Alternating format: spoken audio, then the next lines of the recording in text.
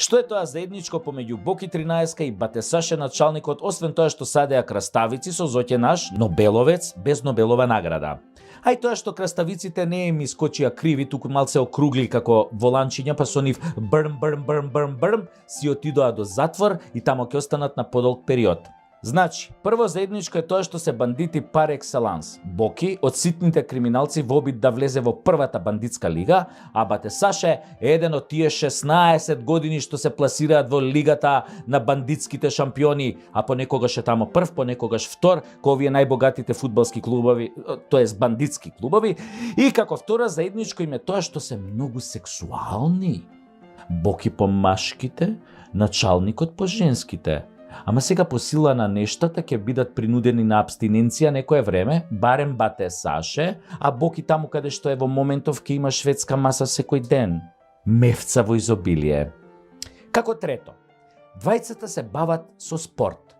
Боки со спортови со рекет, односно земање пари во име на виша сила која стои зад него, зашто никој не дава пари на бивша звезда на фарма, нели? А Батесаше е пак по спортот прислушкување во далечина, со кој постигнува одлични олимписки резултати.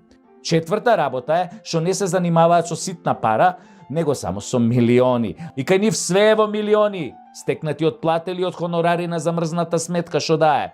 Пета работа им е тоа што Боки прозборе кој е шефот, ама никој не го есапи удржава. Сите глуви, од обвинител до полиција, а Батесаше нема шанси да прозбори.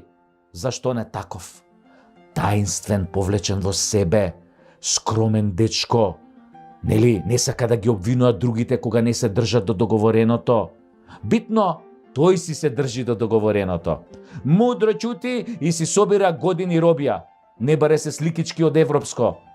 Или он знае, или мисли дека знае нешто што автоматски ќе го извади од таму.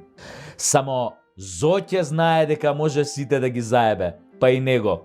Заедничко им исто тоа што ниту едниот, ниту другиот нема да вратат ниту евро од тоа што го здиплиле. И среќно ќе се живеа до крајот на животот, кога некој Стево ќе ги амнестира пред некоја нова година, додека ние стоката ќе акаме по Банско и Копоник, неизживеани и ненајадени и добро оплячкани.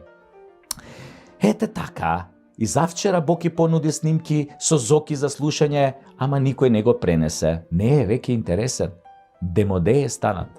А Батесаше, за разлика од него, понуди 10 милиони крваво заштедени пари од платата и обвинителот му ги прифати.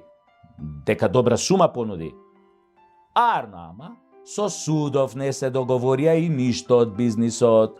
Ај следниот пат ќе се договорат, нели, кога ќе им задзвони телефонот од горе. Види, во Македонија е тешко да бидеш криминалец до првиот милион. После единствено што ти фали е да го знаеш, нели, бројот на телефонот, нели, тој од погоре, и да си платиш ко човек, и немаш проблем.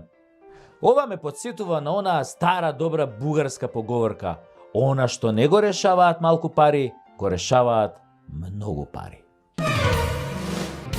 Сега ми е навистина преку Тасевски. Се надевам дека малку ве опуштив, можете слободно да одите на спиење и сонувајте ја Македонија онака како што ја замислувате.